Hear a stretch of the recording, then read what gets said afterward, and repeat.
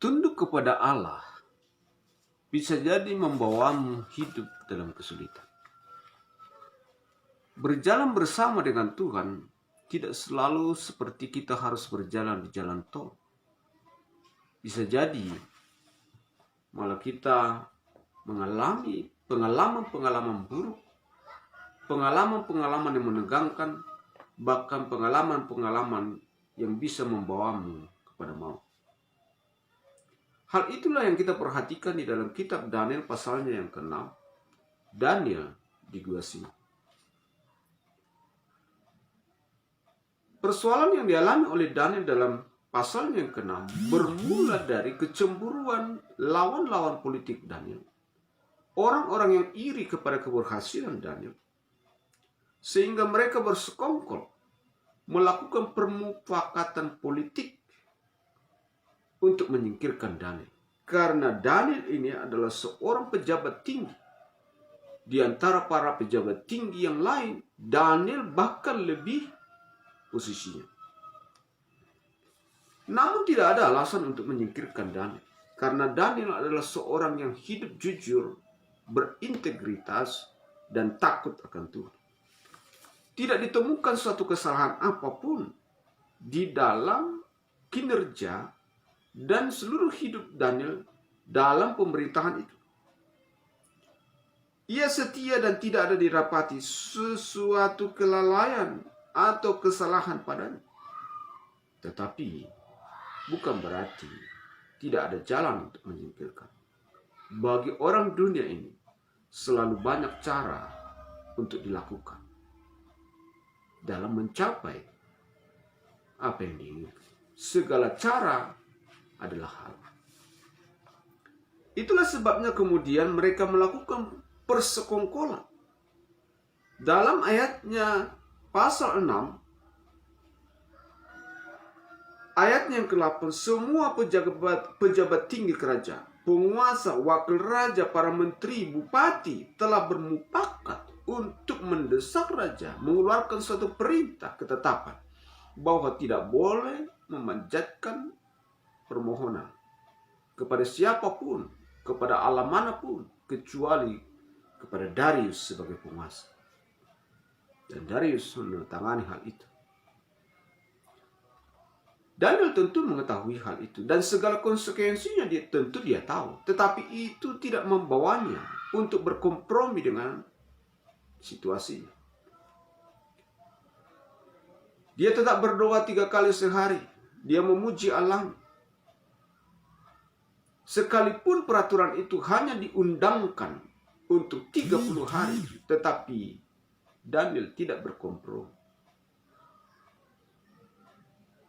Kesetiaannya kepada Allah telah membawanya kepada kesulitan. Karena kemudian lawan-lawannya menangkapnya, memperhadapkannya kepada undang-undang. Dan sesuai dengan undang-undang dia harus dihukum mati. Bahkan orang sekelas sebesar Raja Darius, pemimpin tertinggi yang berdaulat, yang kata raja adalah kita, tidak mampu menolongnya. Dia berkata kepada Daniel, Allahmu yang kau sembah dengan tekun, dialah kiranya melepaskan engkau. Dia tahu bahwa Daniel tidak bersalah, tetapi dia tak berdaya. Dan seperti yang dikatakan Darius, Allah yang disembah oleh Daniel melepaskan Daniel dari mulut singa itu. Dia tidak mati seperti yang dikehendaki oleh lawan-lawan politik. Dia hidup karena Tuhan menolong. Dalam seketika terjadi pembalikan keadaan.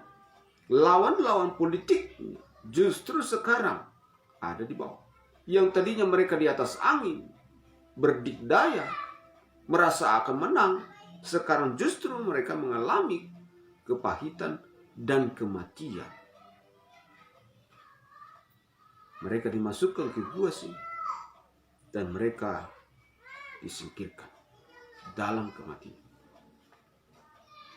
Saya melihat ada 5 hal yang kita pelajari dari konteks Daniel pasalnya yang ke-6 ayat 1 sampai ayat yang ke-29. Yang pertama adalah pangkat dan keberhasilan bisa membawamu ke dalam kesulitan di mata orang duniawi ini. pangkat dan keberhasilanmu bisa membawamu ke dalam kesulitan. Dan itu yang dialami Daniel. Posisinya yang tinggi di dalam kekaisaran Raja Darius telah membawa dia ke gua singa. Yang kedua adalah kesalahanmu yang terbesar bagi dunia ini adalah iman kepada Tuhan. Sesuatu yang tidak disukai oleh orang dunia. Engkau berhasil, engkau jaya, tetapi ada yang paling tidak mereka sukai adalah engkau setia kepada Allah. Yang ketiga, jangan bersandar kepada raja, kepada penguasa dan pembesar. Jangan bersandar kepada manusia, karena mereka terbatas untuk menolong. Raja Darius terbatas untuk menolong. Bersandarlah kepada Tuhan, maka kau akan ditolong oleh Dia. Yang keempat adalah Tuhan terkadang membiarkan kita untuk dicobai, tidak segera menolong, untuk mengharumkan namanya di dalam kehidupan kita.